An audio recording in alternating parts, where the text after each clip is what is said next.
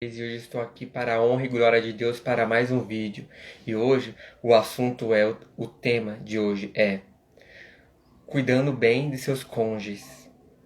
Ou, para não usar uma palavra tão arcaica assim, tão antiga assim, cuidando bem dos seus esposos ou esposas, certo? Casais em si se relacionarem bem. E como que a gente pode estar vendo dicas, vendo orientações como lidar bem, mesmo nos momentos difíceis, não somente nos momentos onde há alegria, certo? Às vezes o casal passa por situação é, desagradável, um não gosta do comportamento do outro, e o bom diálogo é necessário nesse momento, certo? Efésios 5, 22 e diante, nos dá dicas preciosas para tratarmos bem nossas esposas e suas esposas tratarem bem seus maridos, certo? Diz assim, Efésios 5, 22.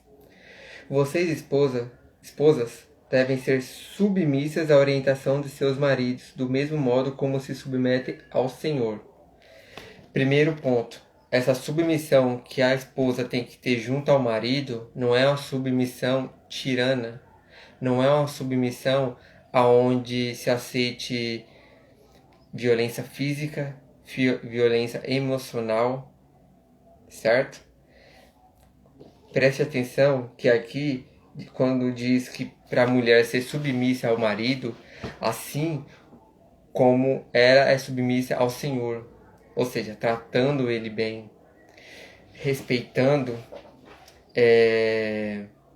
algumas atitudes deles. Óbvio que se essas atitudes não contraria a palavra de Deus, certo? Ouvindo o marido para um bom diálogo, certo? Assim como você se relaciona com Deus, assim como você expõe muitas vezes a sua dificuldade em crer também, né? A gente temos que expor ao marido o que a gente não está gostando para entrar em um bom diálogo e aí sim resolver a questão, né? E continua, verso 24, verso 23. Submeta ao Senhor, porque o marido lidera, ou seja, é o cabeça, né? Mas não é uma função. Após o pecado de Adão e Eva, a humanidade, o lar familiar precisa de um comandante, certo? Mas isso não significa que a mulher é inferior ao homem, nada disso. Eu acompanho o texto aqui para vocês entenderem. Verso 24.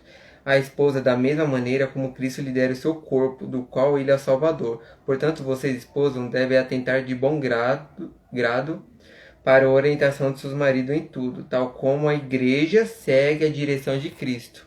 Como que a igreja segue a direção de Cristo? Obedecendo os seus mandamentos. Mas não porque Deus é um ser chato, fetiche de Deus, não. É porque Deus nos preocupa conosco. Assim, a gente devemos atentar a orientações, esposas, dos seus maridos para o bem familiar. Repito, se essa orientação, se tipos de atitudes que seu marido tenha contraria a palavra de Deus, sente, converse com todo respeito e fale para ele que a Bíblia não ensina isso, certo? O verso 25 diz assim: E vocês, maridos, mostrem pela sua esposa o mesmo tipo de amor que Cristo mostrou pela igreja quando se entregou por ela.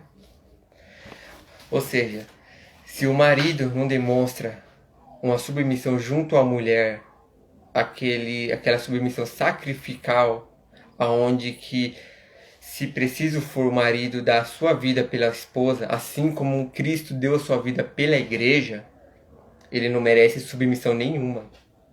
Entende? Ele merece uma bela de uma advertência. Tá entendendo?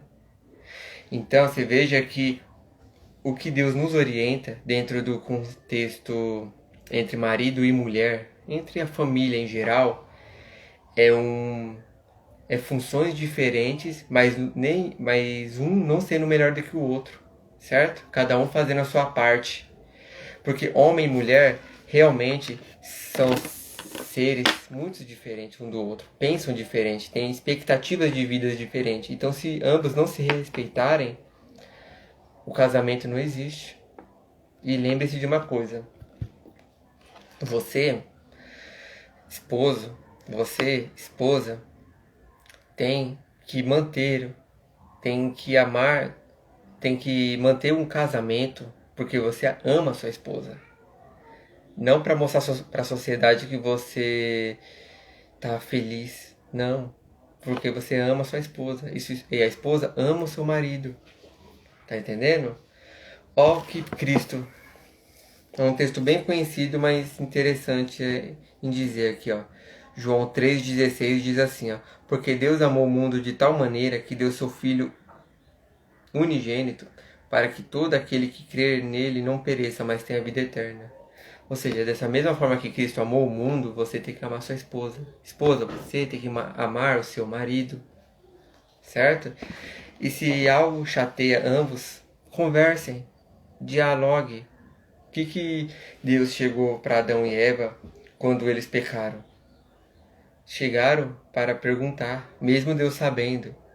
Mas Deus quis ouvir da boca deles o porquê que eles fizeram isso. Certo? Então, se atente e busque a verdadeira felicidade em Cristo.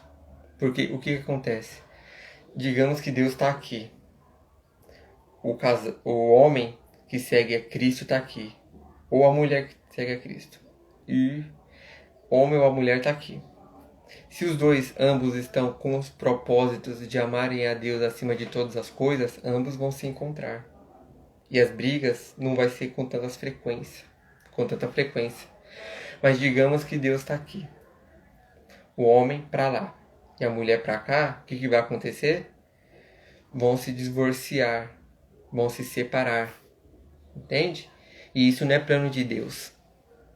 Mesmo que o casal tenha suas dificuldades. Então, antes de iniciar um relacionamento dentro do namoro, você já tem que ter em mente que o namoro é uma preparação para o casamento, aonde você vai se entregar totalmente para aquela mulher e a mulher vai se entregar totalmente para você, certo? Então converse, não se atente somente para o coração, porque Jeremias 17:9 diz que o coração é enganoso e completamente corrupto, certo? Peça a direção de Deus através das escrituras, certo? Porque Atos 17:11, os crentes de Berea, eles examinavam as escrituras todos os dias para ver que tudo aquilo que Paulo e Silas falavam estava de acordo com a Bíblia. Então, experimente por si só a agradável presença de Deus na sua vida, através da palavra dele, a santa palavra dele, certo? E com isso você vai adquirir paciência, domínio próprio, de acordo com Gálatas 5:22 e 23, mansidão, vai saber lidar com as experiências da vida, mesmo tendo falhas, mas Deus vai estar disposto a te ajudar, certo? Fique com Deus, que Deus abençoe a vida de vocês, que vocês tenham um belo, ótimo domingo e uma bela, ótima segunda-feira. E amanhã estarei aqui para mais um vídeo, para a honra e glória de Deus. Fique com Deus, um abraço, tchau.